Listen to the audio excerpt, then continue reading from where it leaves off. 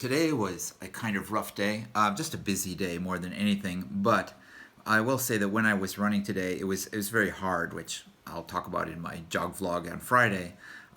But it did require quite a bit of just determination to get through, and it was reminded me of a song that was playing at the 1 mile mark of my first ever 10K, which was in 1979 at the Nike Fair Store race in Dowagiac, Michigan. I was not fully prepared to do a 10K, 6.2 mile race, and when I took off, my best friend Tom Francis, who got me into this in the first place, into the race, and into 10Ks running beyond high school. He described me as looking like an NFL player making his way through a broken backfield. I took off incredibly fast. I ran the first mile in 5 minutes and 30 seconds, and it would be another 2 years, I think, before I ran another mile that quickly, and I had to walk at 1.5 miles.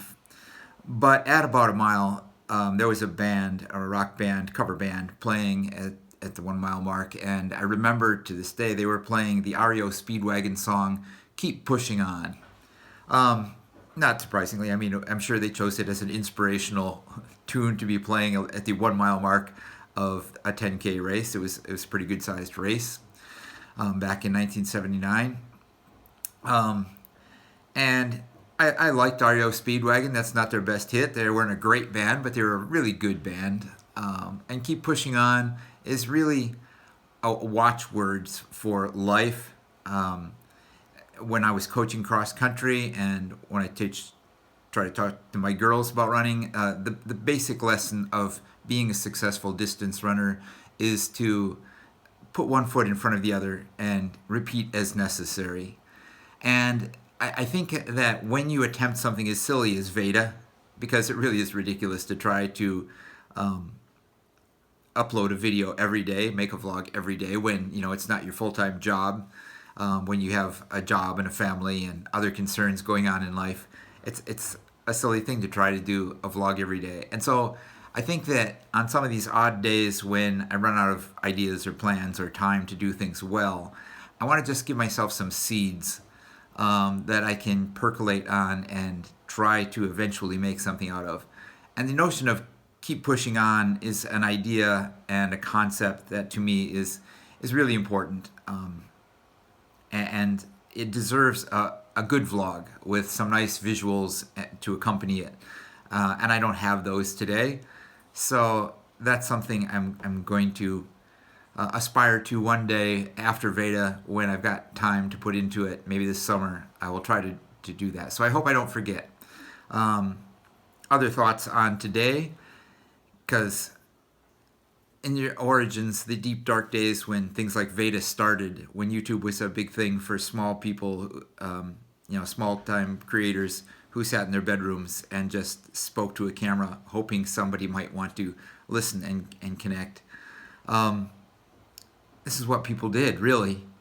It wasn't all Hollywood production style videos. It was people talking to one another, reaching out into the darkness, crying into the void, hoping for a connection.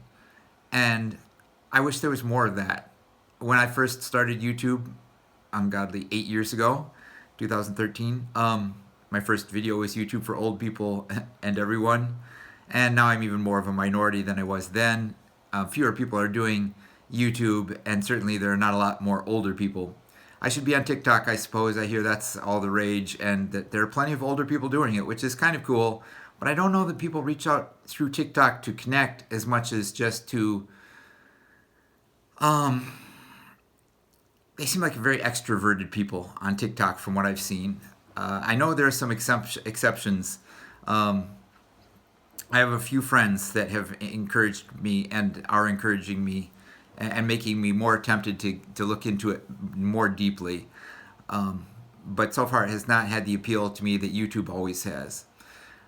Where was I going with this? I'm not sure. I was saying what else had happened today besides that idea. I had a run. I went. My vacation was over, so we were back to teaching classes. I was talking about Of Mice and Men, one of the few canonical pieces of English language arts that I still enjoy teaching, because I think there's so many lessons in that book that are still applicable today. And then tonight, when I should have been working on a vlog and trying to make something more better prepared, more deeply thought out, I watched 2 more episodes of Anne with an E, which is our current binge watch. I'm doing that with my daughters, and let me highly recommend that if you haven't watched it already. The younger set in the show are great, but Marilla and Matthew, the adoptive parents of Anne with an E, Shirley Ann Cuthbert, wow, there are not a lot of roles being handled that deftly for older actors and actresses. And the series is well worth it just for those 2 characters alone. But the rest of the series is great also. I've never read the Anne of Green Gables series. It's made me very curious to read them, because clearly they're taking a lot of license and giving a more 21st century take on what I hope were less issues than attitude that I hope were in the original series of books, the original Anne of Green Gables books. And so I may have to check those out. I'm reading a great book. I forget the title of it. Anyway, I want to get back to a book vlog, and I thought about doing that today, but I didn't. So I'm just doing this, and this is all you're getting, but I am going to get it uploaded before midnight because it's a very simple 1-take cut, and I hope you're doing well, and I will get back to our regularly scheduled programs tomorrow or the next day. I don't really have any ideas for tomorrow or the next day, not until Thursday, but we'll do something, hopefully, because I do want to still keep trying to vlog every day in April as much as possible. I've missed one day, was late on another day. Who knows what'll happen tomorrow? But till next time, don't forget to be awesome, and I will talk to you again soon, hopefully. The birds are asleep, and we should be too.